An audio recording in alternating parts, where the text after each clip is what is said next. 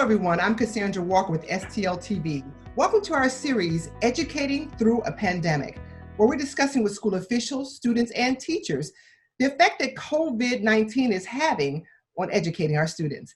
Joining us today is Dr. Art McCoy. He's the superintendent of the Jennings School District, and he's here to tell us some systems that they have in place. Dr. McCoy, welcome. Thank you so much. It's a pleasure to be with you always, Ms. Walker. Thank you. You know, Dr. McCoy, I want to start out right away because I know that you always are on your feet. Nothing catches you really off guard. But what was your first reaction? What did you jump to first when you found out schools were going to be closed? Well, so first I have to admit, I had a little bit of a heads up because I was supposed to be at Stanford University, and in the end of February, we got notice that they were canceling all speakers and visits from outside people in February, at the last week of February. And that let me know something serious is going on. It made me look into it a little bit more. So I had a little jump start just because of that reason. But so it allowed me on like March the 16th and even beforehand with my staff on March the 13th to say, we're going to be closing school and it may be for the remainder of the school year. So staff, prepare to take all of your items as if you won't return for the rest of the school year. My staff were notified about that on the Friday of like March the 13th or 14th.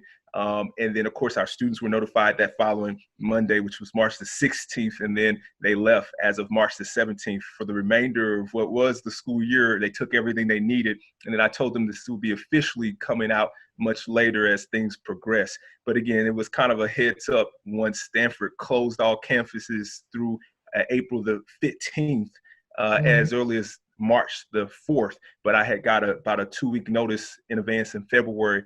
And so really everything turned quickly to shifting and preparing ourselves to learn from a distance. Yeah, you know what? That's what I was going to ask you next. So now that you know, you're kind of ahead of a lot of districts, actually, because a lot of districts still have to get the kids back in there to get things out.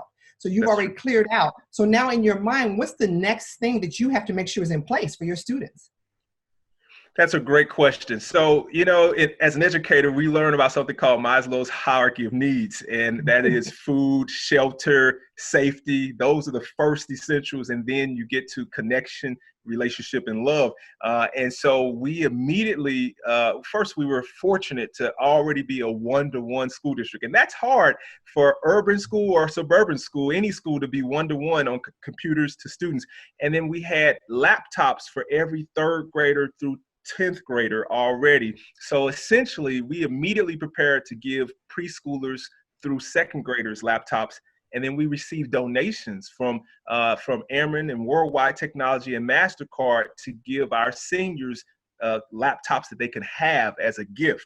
And so that was the immediate operation, to distribute laptops for distance learning and then to distribute food. So we, as you know, we have 2 grocery store food hubs in Jennings where we provide groceries to families. So we provide 40 to 60,000 pounds of groceries every week to families in need of food.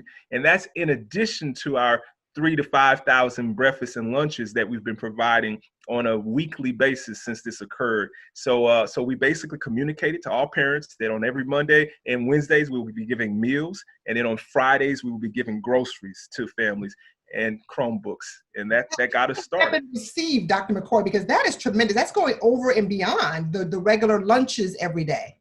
Yes, yeah, the community has just embraced it with love.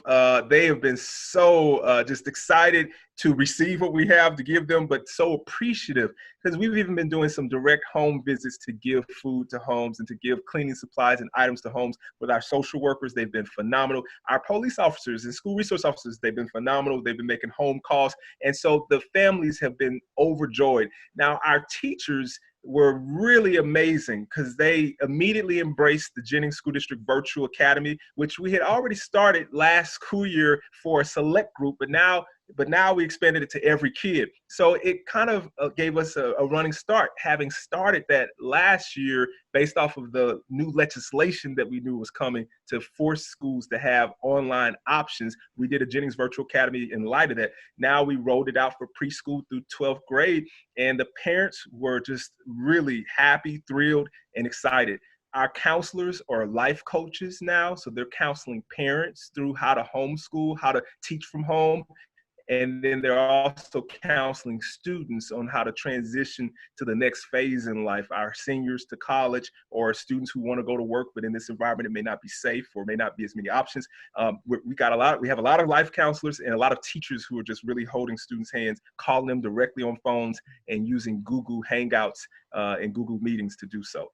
It sounds like you haven't missed a beat, really. You know, a lot of districts are still trying to catch up, but it sounds to me that you'd already had the infrastructure in place, and then you were just able to see how well it really works. So Yes. in saying that, what has this pandemic allowed you to do more of?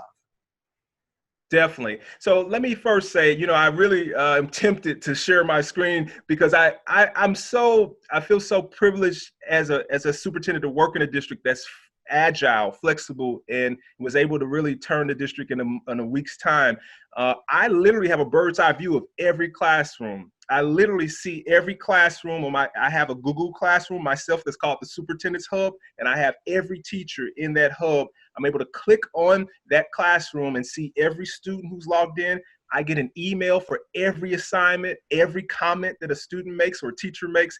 I literally am Big Brother for all intents and purposes, but it's as if I'm doing a classroom observation. Every second, I get to see all these emails, all these interactions, and I get to post things myself. Scholarship information, census information, saying it's important to make sure that you count because you do count. And so let's make sure that the nation knows you count. So make sure you complete the census forms. All of that is seamless. And I literally have over 300 classrooms on my Google Classroom platform, about 100 classrooms on my Schoology platform, and in about 100 on my E2020 platform. And so this is the first time in my career of over 2 decades that I've literally been able to have every classroom at a click of a finger and literally see a kid. Every kid has a district email account. So that if they didn't have their own personal account, they have a district account, which they knew how to use beforehand, which has a secured number and link to it to literally see them and chat with them at any time. And so it's really allowed me to connect with every student in a way that's intimate, personal, life coach style, and with every staff member. We have 87% of our students logged in using this that we've been able to count and capture. The other 13% are being contacted by phone call and communicated with by phone with our staff. So it literally has allowed us to pilot new technologies, try things that people would have been afraid to try before because now it's out of just a situation that demands it. It allows us to literally be cutting edge with the future of education. But on the other side, I have to admit, if you look at your last 20 people who've called you on your cell phone, it tells you your circle of influence. It tells you who matters most to you. And I challenge all your viewers to do so because I was really frustrated and / disappointed by my list of 20 people on my cell phone, because usually I'm out reaching the people, touching the people, loving the people, hugging the people, being with the people. But the last 20 people on my phone were a combination of 3 things: immediate family and people of power, and then calls from people who don't know me. And that I was missing the heart of who I normally see. And that's why this technology piece is so huge and so important, to be able to use this platform in a way, or even do a Facebook Live and have whoever logs in to say hello and to ask any question and do so. We've done a lot of that. We've done yoga, meditation. I've led some, my HR has led some, how to work in stressful situations. It's been really a great experience to heal and go through a situation together. And Dr. McCoy, I wish we had 30 minutes to just talk, because you have put so many things in place, but not just for me to hear, but for people to be able to say, hey, I want to try that. How about doing that with my child at home or in our district? That's right. But we don't have that much time. But I tell you, you have filled us with so much information. We're so proud of you. Thank you for all that you're doing for ourselves. You have a national influence. We do know that. So for those of you who need to know more about Dr. McCoy, you can tune in to check into their Jennings website. But we're going to have to go for right now. But thank you for tuning in. Please make sure you continue to check out our series. We look forward to seeing you next time. And make sure you follow us on Instagram, Facebook, and Twitter, and subscribe to our YouTube page as well. Thank you. Until next time, I'm Cassandra Walker with STL TV.